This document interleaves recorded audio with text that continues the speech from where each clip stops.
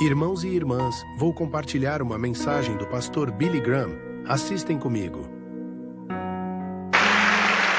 Quero que você me acompanhe esta noite ao capítulo 10 de Lucas e a uma passagem muito familiar com a qual todos os jovens aqui presentes se identificarão, sejam eles jovens ou idosos. O capítulo 10 de Lucas, começando no versículo 25. E eis que se levantou um certo doutor da lei e o tentou dizendo: Mestre, que farei para herdar a vida eterna? Agora, essa mesma pergunta foi feita a Jesus cerca de 19 vezes no período de seu ministério, registrado nos evangelhos. De várias formas, essa pergunta foi feita a ele: o que devo fazer para herdar a vida eterna? E ele lhe perguntou: o que está escrito na lei? Como você está lendo? E respondendo ele disse: amarás o Senhor teu Deus de todo o teu coração, de toda a tua alma, de todas as tuas forças e de todo o teu entendimento, e ao teu próximo como a ti mesmo. E ele lhe disse: você respondeu bem, faça isso e você viverá. Mas ninguém nunca fez isso. Ninguém na história da raça humana jamais amou a Deus de todo o coração, mente e força durante toda a sua vida, e ao próximo como a si mesmo durante toda a sua vida. Essa é a razão pela qual todos nós ficamos aquém do esperado. Somos todos pecadores e todos precisamos nos arrepender de nossos pecados e encontrar o perdão na cruz. Mas ele, querendo ainda justificar-se, como muitos de vocês gostariam de se justificar, disse: mas quem é o meu próximo? Você sabe, ele era advogado e sua função era interrogar. Ele disse: mas quem é o meu próximo? E Jesus respondendo lhe disse: descia um homem de Jerusalém para Jericó e caiu nas mãos dos salteadores, que o despojaram, o feriram e se retiraram, deixando-o meio morto. E por acaso descia por ali um sacerdote que, ao vê-lo, passou para o outro lado. E da mesma forma um levita, quando ele estava no lugar, veio, olhou para ele e passou para o outro lado. Mas um certo samaritano, enquanto ele caminhava, chegou onde ele estava. E quando o viu, teve compaixão dele. E observe que ele fez 10 coisas. Ele teve compaixão dele, e indo ter com ele, atou-lhe as feridas, deitou-lhe azeite, deitou-lhe vinho, montou-o no seu próprio cavalo, o seu animal, levou-o para uma estalagem e cuidou dele. E no dia seguinte, ao partir, tirou 2 dinheiros, deu-os ao hospedeiro e disse-lhe: cuida dele. E tudo o que você gastar a mais, quando eu voltar, eu lhe pagarei? Qual destes 3 você acha, disse Jesus ao doutor da lei, que era o próximo daquele que caiu entre os ladrões? E o doutor da lei respondeu: aquele que teve misericórdia de mim. Então disse Jesus: vai e faz o mesmo. E Jesus contou essa história como uma resposta às 2 perguntas que o advogado fez. A primeira pergunta: mestre, o que devo fazer para herdar a vida eterna? Todos aqui gostariam de ter a vida eterna? Todos gostariam de saber que quando morrerem vocês irão para o céu. Você sabe que vai morrer. Ao homem está ordenado morrer uma vez. Você não pode escapar da morte, mas gostaria de saber que tem a vida eterna. Agora, a vida eterna não começa com a morte. A vida eterna começa no momento em que você sabe que Cristo é seu Senhor e Salvador. Há muitas pessoas que estão aqui e agora vivas fisicamente, mas você está morto espiritualmente. Você está morto para Deus. Você não tem nenhum relacionamento e nenhuma comunhão com Deus. Você vai à igreja e passa por todos os rituais e tem religião, mas não tem realmente Jesus Cristo. Assim, a religião se torna um tanto enfadonha para você. É uma decepção para você. E assim você tenta encontrar sua satisfação nas drogas, no sexo ou em qualquer outra coisa. Você se volta para outras coisas para escapar, porque sempre há esse lugar vazio no coração de todos que somente Deus pode preencher. Porque você foi feito à imagem de Deus e sem Deus há um vazio. Há uma carência. E você está sempre buscando algo durante toda a sua vida. E você está buscando a vida eterna. Você quer a vida eterna. Você pode ter vida eterna hoje mesmo. Isso pode começar hoje à noite em seu coração, quando Cristo passar a habitar em sua vida e em seu coração. Era uma questão social. Quem é meu vizinho? Jesus deu a resposta. Você amará o Senhor seu Deus de todo o seu coração e de toda a sua alma. Era uma questão social. Quem é meu vizinho? Jesus deu a resposta. Amarás o Senhor teu Deus de todo o teu coração, de toda a tua alma e de todas as tuas forças, e ao teu próximo como a ti mesmo. 850 milhões de pessoas neste planeta vivem em uma dieta de fome neste momento. Eles são nossos vizinhos. Quando foi a última vez que você compartilhou sua vida social com alguém de outra raça ou de outra origem étnica? Seus bens estão com os pobres? Sabe ensinar quem precisa de educação? Tem habilidades com não treinados? E a compaixão e as orações de vocês pela paz do mundo?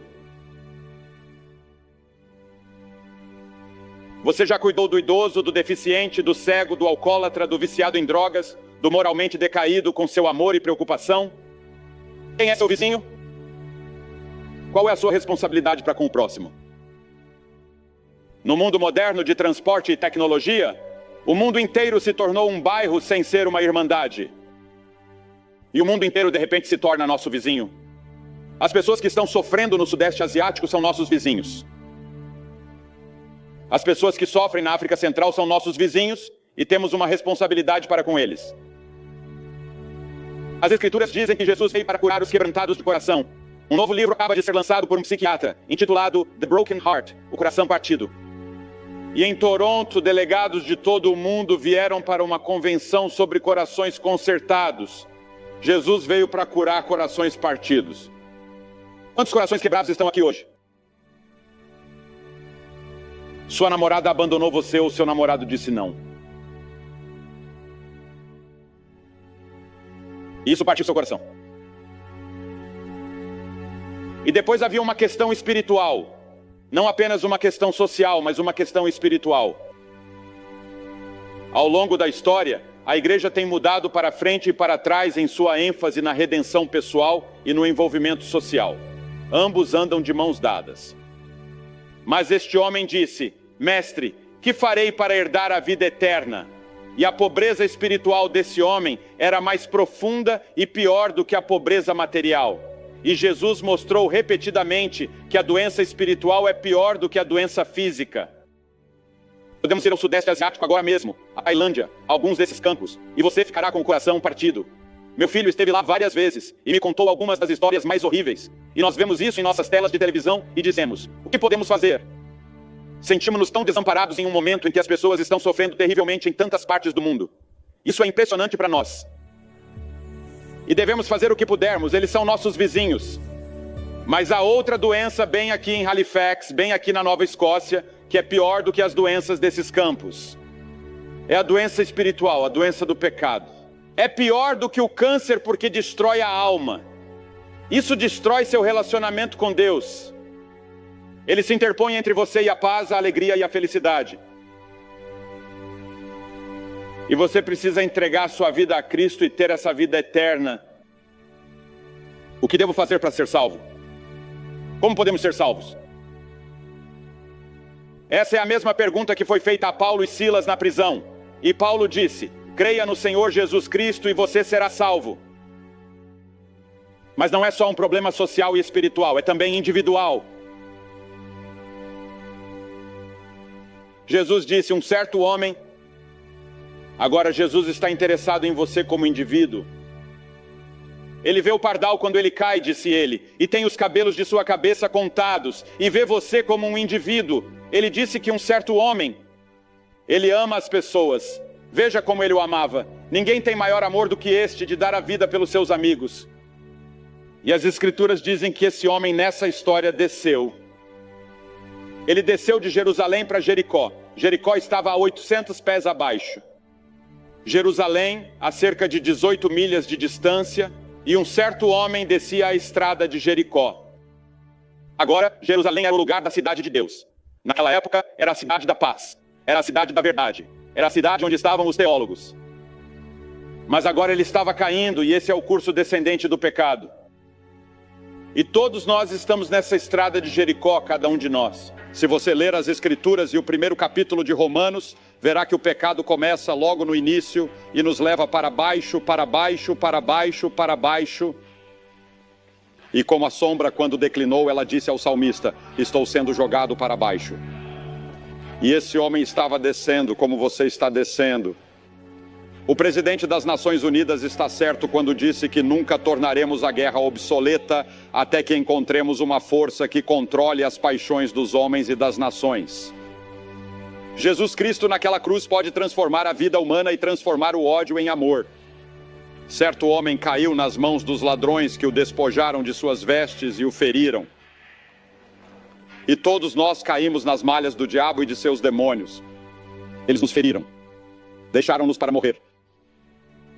Jesus disse: o ladrão não vem senão para roubar, matar e destruir. Eu vim para que tenham vida e a tenham em abundância. Observe a diferença. Há um ladrão que vem para matar, para destruir, para matar você. Mas Jesus disse: eu vim para lhes dar vida e vida em abundância. E em todo o mundo o pecado está se alastrando. Estupro, devastação da humanidade, violência, terrorismo. Lemos diariamente em nossos jornais assassinato. Assaltantes e estupradores em nossas grandes cidades se tornaram um grande problema. Os ladrões feriram e despojaram esse homem e se afastaram dele, deixando-o meio morto, sozinho e abandonado. Quando ele chegou, quando recuperou a consciência, ele se viu esmagado e incapaz de se mover, assim como você. Um dia você acordará. Você se encontrará, o pecado o destruiu e você não consegue se mover. A Bíblia diz que estamos mortos em pecados e delitos. A Bíblia diz que aquela que vive em prazeres está morta enquanto vive. Você pode estar fisicamente vivo, mas espiritualmente morto. Sua alma está morta. Ele não pode se salvar. Não pode se mover. Ele não consegue se levantar da vala. Ele não pode curar essas feridas. É por isso que Cristo veio e morreu na cruz. O salário do pecado é a morte. O homem vai morrer, você vai morrer. E então vieram alguns charlatães da salvação. O mundo está cheio de falsos messias, falsos profetas e falsos cristos. Jamestown ou Jonestown, em Gana, ainda está fresca em nossa memória, onde Jim Jones foi e 900 pessoas morreram. E quantos desses falsos cultos existem em todo o mundo hoje, esses falsos messias, prometendo todo tipo de coisa? Jesus disse: cuidado para que ninguém engane você. Ele advertiu que muitos falsos profetas se levantarão e enganarão a muitos. Paulo disse que os homens maus e os sedutores irão piorar cada vez mais, enganando e sendo enganados à medida que nos aproximamos do fim dos tempos. João disse que muitos anticristos viriam. Ele disse: amados, não creiais em todo o espírito, mas provai se os espíritos são de Deus, por causa dos falsos profetas que têm saído pelo mundo. E à medida que nos aproximamos do fim da era, eles se intensificarão, ficarão cada vez piores e mais críveis o tempo todo. E muitas pessoas os seguirão para a sua perdição e morte. Um padre apareceu. Pense nisso agora, um padre apareceu, um pregador, um clérigo. E diz que ele olhou e viu aquele homem ali sofrendo, morrendo, ferido e despojado, e passou para o outro lado. Agora ele estava muito ocupado em seu caminho, provavelmente para uma conferência religiosa, para parar e ajudar esse pobre homem. Paulo escreveu a Timóteo tendo forma de piedade, mas negando o seu poder. Você sabe, a religião não salvará ninguém. Dizem: ah, sou religioso. Claro, você tem religião, mas isso não vai salvá-lo. Você é salvo por Jesus Cristo, pelo sangue que foi derramado na cruz, por sua ressurreição. Pelo que é chamado na Bíblia de querigma, a história de Cristo na cruz, quando Deus pegou os pecados de vocês e os colocou sobre Cristo, e ele se tornou pecado por nós que não conhecíamos pecado. Essa é a única maneira pela qual alguém será salvo. Não me importa quem você seja. Você não irá para o reino dos céus a não ser da maneira que Deus disse para ir. Talvez você não goste dessa forma, mas é assim que as coisas são. Há um caminho que ao homem parece direito, mas o fim dele são os caminhos da morte, diz a Bíblia. Venha para a cruz. Encontre o perdão e a vida eterna. E então você tem a capacidade e a visão de sair e ajudar o próximo. As pessoas dizem que podem ser salvas se fizerem o melhor que puderem. Há algum tempo, vi uma pesquisa em Nova Jersey que dizia que 92% das pessoas diziam que esperavam ir para o céu, mas não tinham certeza. Mas João disse: sabemos que passamos da morte para a vida, Pedro disse, porque vocês sabem que foram redimidos. Paulo disse, eu sei em quem tenho crido e estou certo de que ele é capaz de guardar o que lhe entreguei até aquele dia. O apóstolo João disse, estas coisas escrevi a vocês que creem no nome do Filho de Deus, para que saibam que têm a vida eterna, sem necessidade de duvidar. Você duvida que irá para o céu esta noite? Você duvida que tem a vida eterna? Duvida que seus pecados foram perdoados? Há dúvida no seu coração? Se houver, eu me certificaria disso hoje à noite. Você diz, eu fui batizado, eu fui confirmado. Fiz tudo o que me foi dito para fazer. Mas você não tem certeza, venha e certifique-se disso. Recomende sua vida, reconfirme sua vida. Reconfirme o que seus pais prometeram no batismo. Confirme novamente o que você prometeu. Muitos precisam fazer isso. Precisava fazer isso. Fui criado na igreja, batizado, confirmado e tudo mais. Mas eu ainda não conhecia realmente Cristo como meu Salvador e Senhor. Chegou um momento em que tive de dizer, sim, Senhor, eu receberei você. Eu me afastarei de meus pecados. Permitirei que você mude minha maneira de viver. Não por obras de justiça que nós praticamos, mas segundo a sua misericórdia, Ele nos salvou. Assim, o homem ferido e abandonado foi deixado para morrer. O sacerdote e o levita recusaram-se a salvá-lo. E Jesus agora nos mostra a simplicidade e o poder salvador do Evangelho. Um certo samaritano apareceu. Ora, o samaritano era mestiço. Ele era metade gentil e metade judeu. Naquela época, os judeus e os gentios não tinham nada a ver uns com os outros. E certamente os judeus e os samaritanos não tinham nada a ver uns com os outros. Eles não confiavam uns nos outros naquela dívida antiga. Hoje sim, mas naquela época não. E assim, esse samaritano, quem normalmente não teria nada a ver com alguém de outra origem étnica, apareceu e viu o que aconteceu. Agora, ele poderia ter dito a si mesmo, não tenho responsabilidade por esse cara. Ele se meteu em problemas. Ele deveria ter vindo preparado e armado para os ladrões dessa estrada. Ele deveria ter se preparado. Não tenho nenhuma responsabilidade em relação a ele. Ele não é meu parente, ele me odeia. Deus poderia ter feito o mesmo conosco.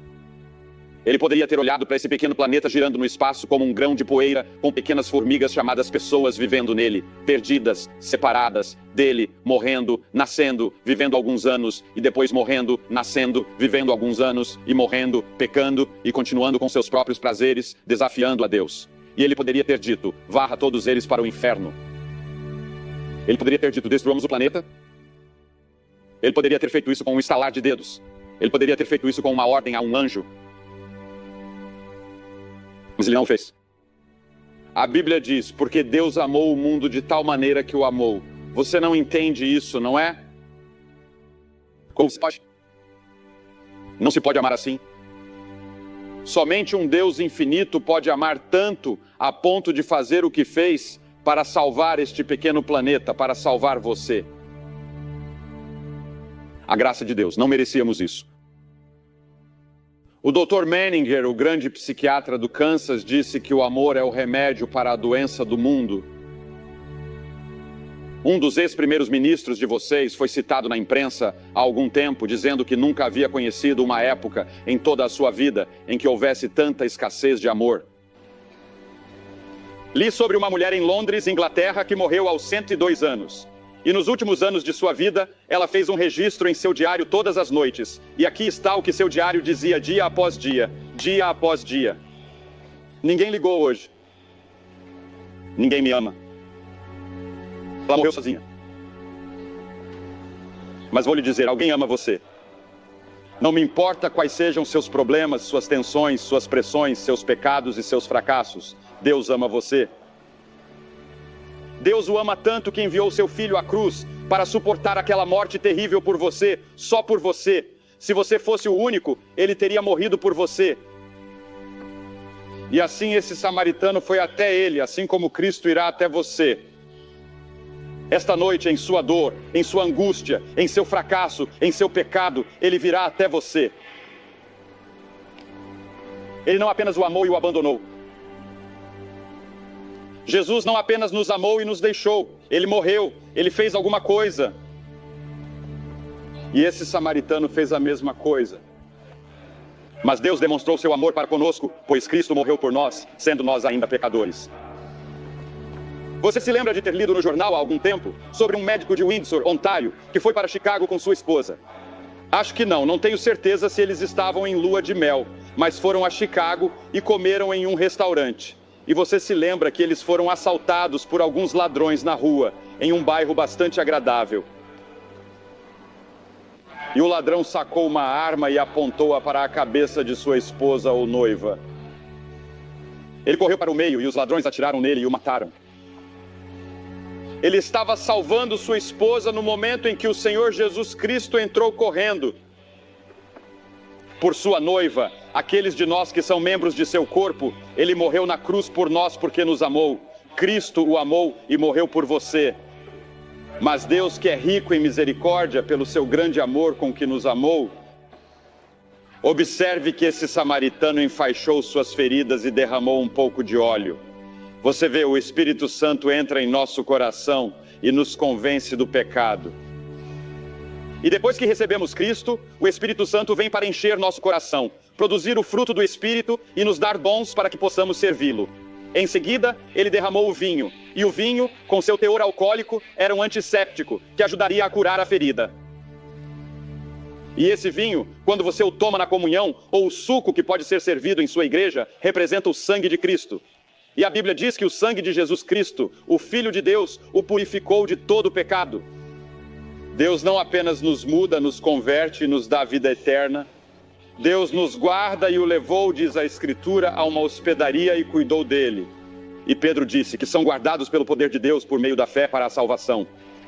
Você não precisa se agarrar e permanecer no reino de Deus se agarrando. Ele segura você.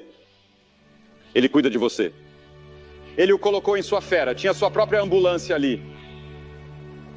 Assim Cristo colocará você em um lugar e lhe dará paz e alegria. Esse foi o primeiro hospital samaritano da história, bem ali. O salmista disse a respeito de Cristo: ele me criou, diz que me armou, pôs meus pés numa rocha, ele me jogou para cima, ele me ajusta. Ele me alcançará algum dia. E no dia seguinte, quando foi embora, ele pagou o preço e disse que se precisasse de mais alguma coisa, eu pagaria quando voltasse. Jesus Cristo está voltando.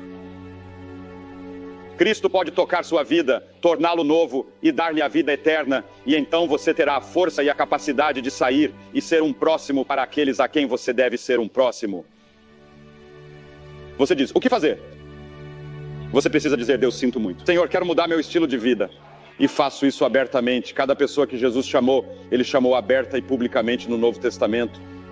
É por isso que vou pedir a você que se levante agora mesmo. Venha para a frente e fique na frente da plataforma. Quero que você se levante, fique de pé e diga esta noite, quero a vida eterna. Desejo perdão dos pecados. Quero saber se estou indo para o céu. Quero Cristo em meu coração. Quero um novo vínculo com Ele. Você se levanta e vem agora mesmo. Vamos esperar.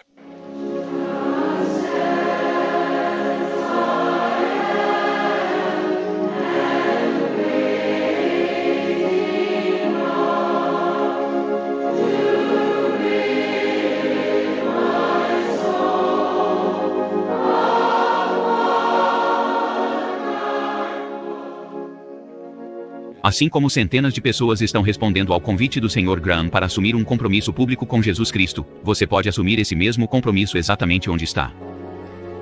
Você que está assistindo pela televisão pode ver que dezenas de pessoas estão vindo de todas as partes deste grande estádio para assumir seu compromisso com Jesus Cristo. E onde quer que você esteja, em uma sala de estar, em um quarto de hotel, em um bar, onde quer que seja, você pode assumir esse mesmo compromisso com Cristo. Que Deus ajude você a assumir esse compromisso. E não deixe de ir à igreja no próximo domingo. Deus abençoe você. Irmãos e irmãs, compartilhe essa mensagem com familiares, amigos, vizinhos. Vocês, juntamente comigo, estamos plantando uma semente nos corações de cada pessoa. Tem muitas pessoas precisando ouvir uma palavra de consolo que só Jesus pode dar. Obrigado e que Deus abençoe a todos.